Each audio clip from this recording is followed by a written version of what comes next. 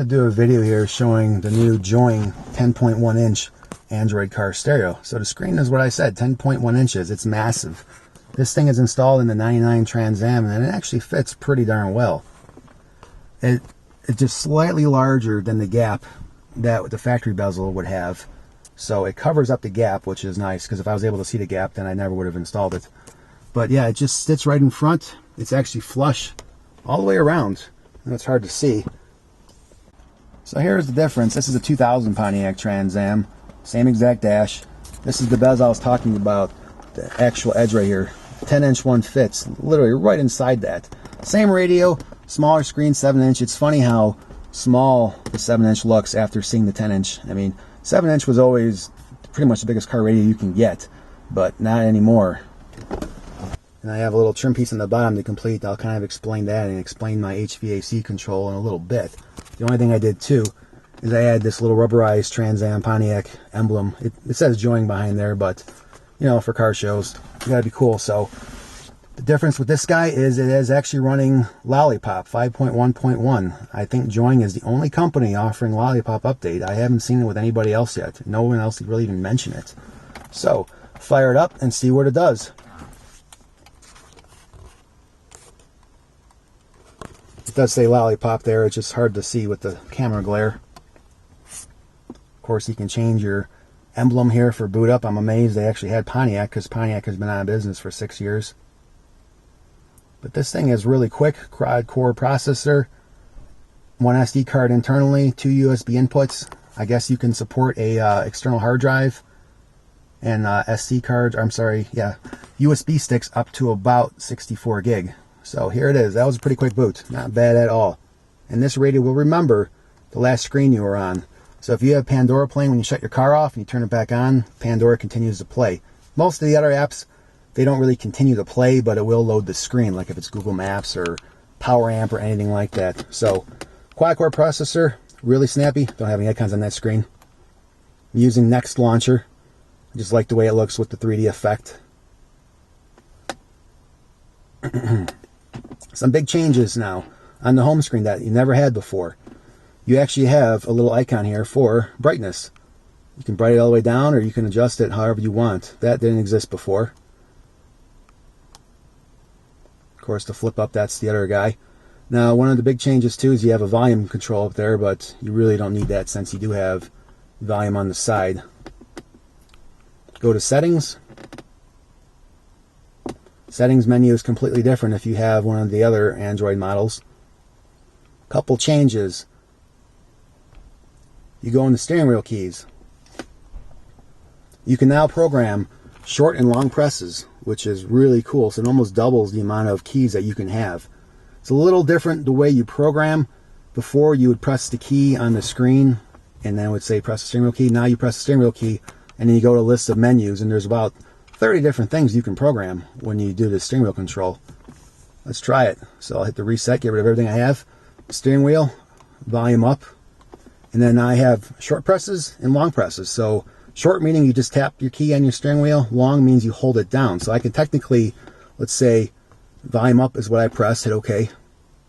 And then if I want to do a long press, I could press volume up again.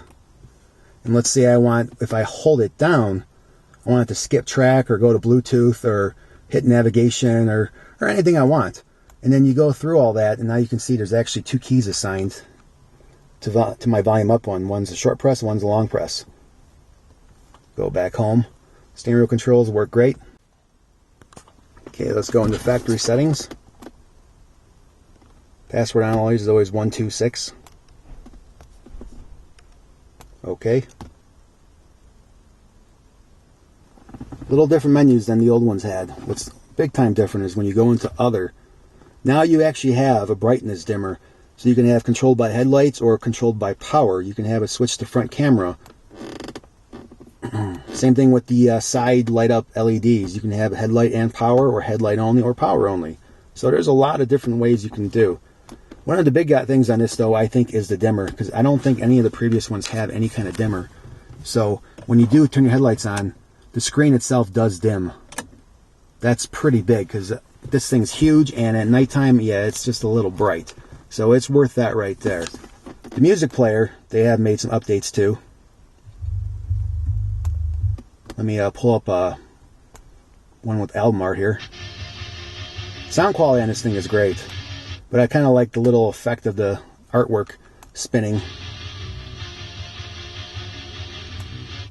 I pulled out a Pioneer AVIC 8100 NEX, their flagship model, and put this in here for, you know, a third of the price, and I'd say the sound quality is every bit as good. The only thing it lacks is a subwoofer low pass control, but I don't know if you need it. I mean, it sounds good. It does have a band equalizer in here. Let's go into amplifier. So you got all your different settings. You got your fader setting. Okay, let me show you the shutdown timer here. You go into settings. Scroll all the way down. Extra settings. Shutdown delay. I have it for 30 minutes. You can go up to 2 hours. What happens is you shut your car off, and if you come back within that time period, this radio is basically in a sleep mode. The processor's running, so you don't have to do that long cold boot, you know, the 20-30 second boot up. So let me back out of here, back out of everything, and I want to show you also the Pandora.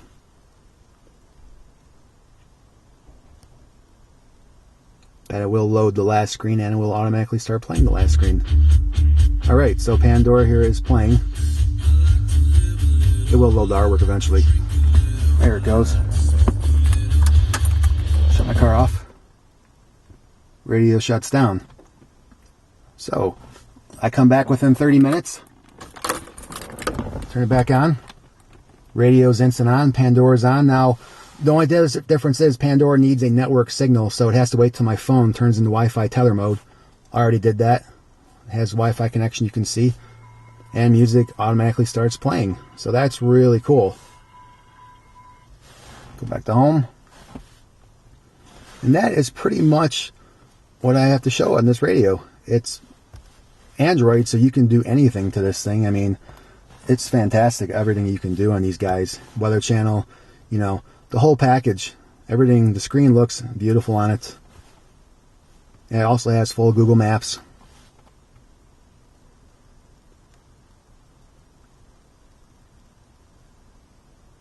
Once it loads. Oh, I have not actually loaded this because I just installed it, but Google Maps works great.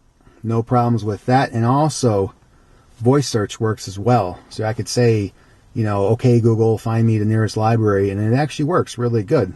And the phone mode, oh, look at that, it picked me up. Cancel that. And I'm in the passenger seat and it picked me up with the microphone. Bluetooth mode, they changed a little bit as well. This looks the same, it's just a little different when you get a call. It actually puts the call across the bottom and you still see your background screen. And there's not any feedback anymore either on the other caller end. So, very cool. Neat radio. I recommend. Here's the other side. Like I said, it just sits flush up against the dash. And the final part I wanted to show is the cover down here. Now, you're probably wondering, well, how do you change your air conditioning and stuff like that? Well, this is for car shows.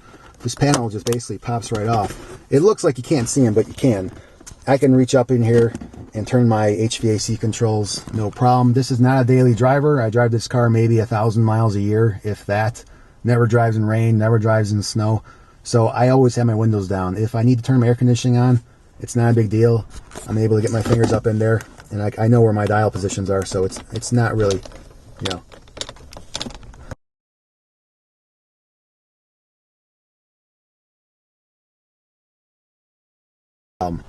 So for a daily driver, I'd go with the 7-inch. This is not a daily, this is the 10.